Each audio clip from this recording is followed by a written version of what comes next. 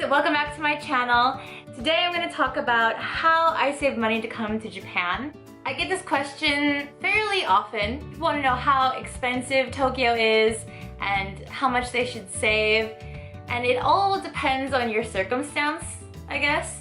For me, I decided to come for my university, so basically I needed a lot of money. If you stay a year, you need to plan for a year. If you stay for more than a year, you need to plan for that. So I made a list. That was the first thing I did. What do I need to pay for in Japan? If you're thinking about coming for school, you need to think about what you're gonna need. So in my case, it was tuition, dormitory, train fare, food, money for a phone bill. You need to think about if your internet is included in your dormitory, everything like that. So there's so many things you need to plan for and pay for. So it's great to make a list first. And if you're coming to work, you might need to budget, because typically in Japan, you'll start working, but you won't get your first paycheck until the next month, if that makes sense. For example, if I started working on October 1st and the payday is always on the 25th, I wouldn't get paid on October 25th. I would get paid on November 25th. So that's another thing you have to think about. You have to bring enough money just in case you don't get paid right away, or, you know, in my case, if your company goes bankrupt. If you haven't seen my story time about when my company went bankrupt, I'll link that down below. The next thing I did was I made a budget. I was fortunate enough because I was still a teenager. I was living at home with my parents. So I was going to school and I also had a part-time job. Of course, you know, people want to buy things. You want to buy like new clothes or a new phone or something.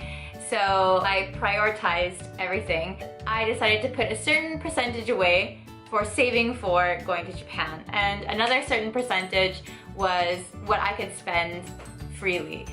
This all depends on your situation. So, you know, if you don't live at home anymore or you have bills to pay, it might take you longer to save. It all depends on your circumstance. After I made my budget, I realized that I probably wouldn't be able to save the amount of money that I wanted as quickly as I wanted. So what I did, and I don't recommend this for everyone because it was kind of stressful, I got a second part-time job. So I was in school, I had 2 part-time jobs, but I was also living at home with my family, so I didn't have to pay for any bills at the time. One of my jobs was really early in the morning before school. I worked at a nursing home, not like taking care of the patients, but preparing their meals, because they ate breakfast really early. So I would go in before school and I would prepare breakfast for the elderly people at the nursing home, and then I would go to school, and then after school I would go to my second part-time job, which was in the mall. And I was lucky to have my part-time jobs be like really close to each other, and on the weekends I would go to the nursing home in the morning until noon, like maybe from 5 a.m. to noon. And then from 12:30 until 9 p.m. I was at my other part-time job. And that's how I saved money. If it's difficult for you to get more than one job, like that's totally understandable, that's normal. There was other things that I did to save my money. Every little bit really counts. For example, I took Japanese classes at a local university, but I was still in high school. So that meant I had to drive from my school to my university. And there was only one other kid in the school who was also doing the same thing, but we carpooled together to save some gas money. And that really helped because every week we had to go. Everything adds up. Another thing that I did to save money was I sold all of my old clothes. Of course, I was planning on moving to Japan, and you really can't bring too much with you. You can only bring what you can fit into your suitcases, basically. So all of my old clothes that I didn't want anymore, I sold. For me, I thought it was easier to sell them online, but you could also do a garage sale.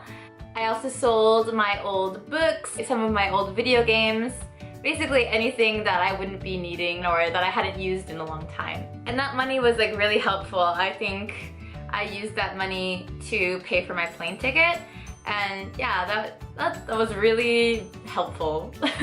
I hope these tips were helpful for you, and I hope you guys can make it to Japan someday if you haven't been here yet, and I would love to meet you guys. Yeah, I hope you can save enough money and join me here. Yay!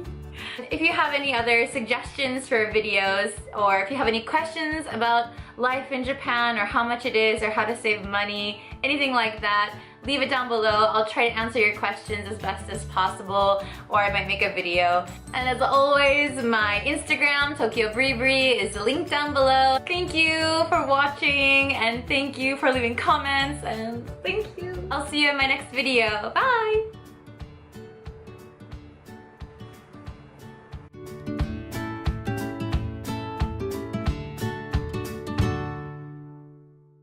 I look forward to seeing you in Japan!